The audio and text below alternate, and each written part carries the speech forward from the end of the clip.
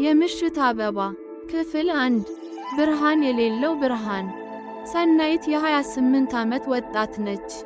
እሷ ከፋና በተለየ መልኩ ትምህርቷን እስከ ዩኒቨርሲቲ መካከለኛ ክፍል ድረስ የሄደች፣ ነገር ግን በኢኮኖሚክ ችግር ምክንያት ትምህርቷን ያቋረጠች ነበረች።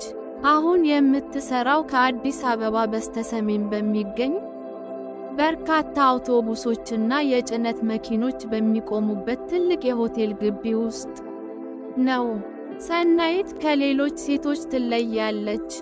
በየቀኑ በጸጥታ የምትጠብቀው አንድ ነገር አለ፤ ከባድና የሩቅ ጉዞ የሚያደርጉ የጭነት መኪና ሹፌሮች። እነዚህ ሹፌሮች የሚከፍሉት ብዙ ላይሆን ይችላል፣ ነገር ግን ታማኝነት ያላቸውና በፍጥነት ሥራ የሚጨርሱ ስለሆኑ አደጋቸው ዝቅተኛ ነው። ዛሬ ማታ ሰናይት አረንጓዴ የጭነት መኪና ሹፌር የሚጠብቅባት ጠረጴዛ ላይ ተቀምጣለች። ሹፌሩ ስሙ ካሳ ይባላል። ከሰሜን ምስራቅ ኢትዮጵያ ወደ ወደብ መሄድ የሚፈልግ ነው። ካሳ ሰናይትን ለ1 ዓመት ያህል ሲያውቃት ቆይቷል፣ ግን ግንኙነታቸው ሙያዊ ነው። ካሳ ከምግብና ከሻይ በኋላ ወደ እሷ ጠጋ አለ። ሰናይት፣ ነገ ንጋት ላይ መነሳት አለብኝ፣ ስራው የከበደ ነው አለ ካሳ በድካም መንፈስ። ሰናይት በእርጋታ ተመለከተችው። አውቃለሁ ካሳ፣ እንደ ሁልጊዜው አለችና ተነሳች። ሆኖም ዛሬ ምሽት ሌላ ችግር አለ። የሆቴሉ ባለቤት የቅርብ ዘመድ የሆነው አቶ ግዛው ወደ ሰናይት ጠረጴዛ ቀርቦ ቆመ። አቶ ግዛው በስፍራው ውስጥ ባሉ ሴቶች ላይ ስልጣን እንዳለው ይሰማዋል። ሰናይት፣ ከዛሬ ጀምሮ ለኔ ልዩ አገልግሎት ትሰጫለሽ። ክፍያው ግን ከእኔ ጋር ስለምትሆኚ ያን ያህል አያስፈልግም አለ አቶ ግዛው በጨዋነት የጎደለው ፈገግታ።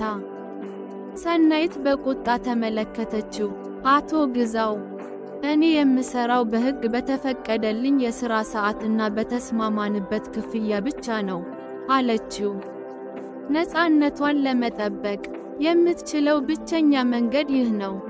አቶ ግዛው ግን በምጸት ፈገግታ ተመለከታት። ይህን ያህል ራስሽ አትኩሪ ሰናይት፣ የኔን ትዕዛዝ ካልተቀበልሽ ነገ ይህን ቦታ መልቀቅ ትችያለሽ። ብዙ ሴቶች በአንቺ ቦታ ለመስራት ይፈልጋሉ ብሎ አስፈራራት። ሰናይት ግፊቱን ተሰማት።